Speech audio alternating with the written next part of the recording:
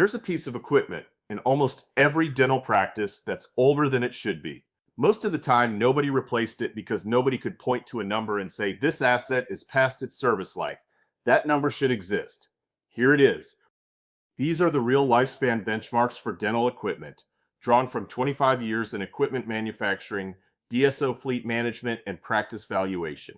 They assume reasonable preventive maintenance. Skip the annual PM service, and you compress every one of these numbers. Three things compress these numbers faster than anything else.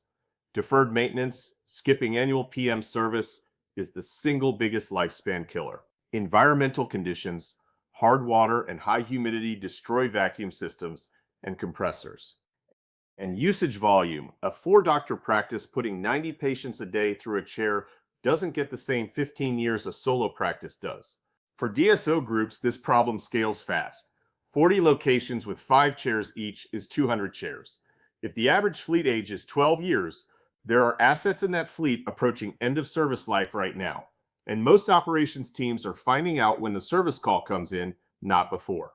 The full benchmark table, every equipment category, with the 3 factors that compress lifespan and the replacement planning framework, is in this week's post on the DSI blog.